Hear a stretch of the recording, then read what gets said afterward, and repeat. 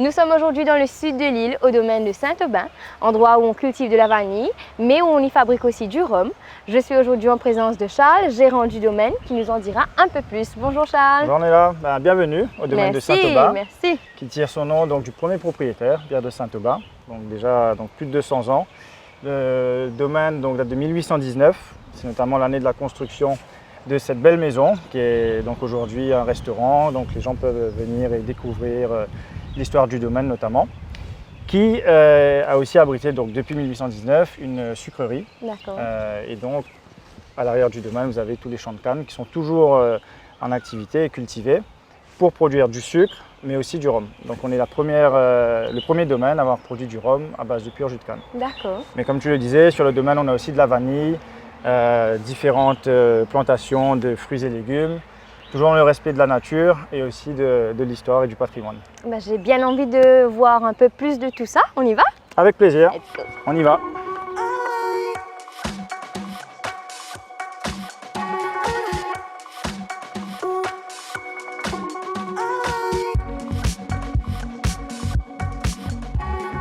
Nous sommes maintenant en présence d'Ingrid qui nous expliquera en grande ligne la fabrication du rhum. Bonjour Ingrid.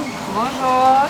Alors, bienvenue à notre petite distillerie artisanale. Moi, c'est Ingrid, je vais être votre guide pour la visite. Alors ici, là, c'est la première étape. On va presser le jus de la canne à sucre. D'accord. Venez. Ah, et ça sort là? Voilà. Wow. Vous venez vous rafraîchir de temps en temps, journée ici. Voilà, vous allez voir que le jus de la canne il est très sucré. Ça me rappelle mon enfance. Là, c'est la première étape. Deuxième étape, on va aller à la fermentation. Let's go, allons voir ça. Donc nous sommes maintenant à la fermentation. La deuxième étape pour avoir le rhum. Ah, wow. Là, vous avez la presse d'aujourd'hui, le jus de la canne à sucre. C'est aujourd'hui? Oui. D'accord. Et là, vous avez la presse de hier. On prend le jus de la canne à sucre, on va le mettre ici, on rajoute de la levure boulangère juste pour venir accélérer la fermentation qui va prendre 4 jours. Et là, pour la fermentation, on ne va pas recouvrir les cuves ni chauffer les cuves. On le laisse comme il est. D'accord, ça sent bon en tout cas. Hein? Ouais, et on commence petit à petit à sentir l'odeur de l'alcool, le rhum qui là, c'est de 8 à 10 degrés en alcool. D'accord, waouh. Là, c'est la troisième étape, la distillation. Et là, ça va durer pendant 6 heures. Après les 6 heures, là, vous allez avoir les 50 litres à 60 litres de rhum qu'on va pouvoir utiliser pour faire du bon rhum. Voilà. Au domaine de Saint-Aubin, nous pouvons aussi déguster plusieurs types de rhum.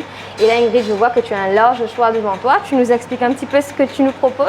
Alors là, vous avez le rhum blanc, idéal pour réaliser des cocktails. Vous avez le gin, l'unique gin qui est fait à Maurice. Okay, wow. Et là, vous avez le gold, le rhum ambré. Vous avez caramel, le sirop de canne à sucre. Et là, vous avez le rhum macéré, cacao, épices, café. Okay. Et là, vous avez les liqueurs, la gamme qui n'a pas d'heure.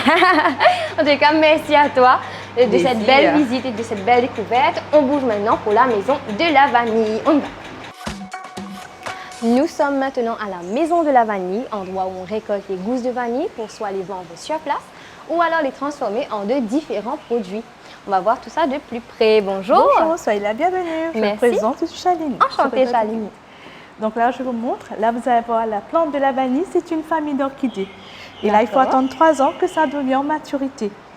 Et là, vous allez voir la vanille. Les gousses vanille, elle est verte comme des haricots verts. Il faut attendre 9 mois de récolte. C'est comme ça qu'on casse la vanille.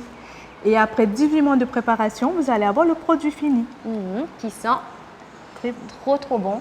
Ah, j'aurais aimé que vous puissiez sentir ça avec moi. Et en dernier, c'est la vanille givrée. C'est une vanille qui a été dans la malle pendant 1 an à 5 ans. Et du coup, j'imagine plus concentrée, plus forte en goût. Concentrée.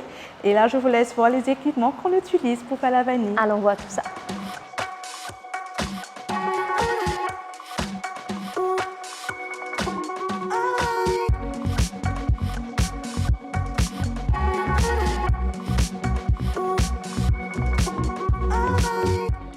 Et regardez qui on voit là, les animaux de la ferme que vous pourrez retrouver sur le domaine. Bonne visite!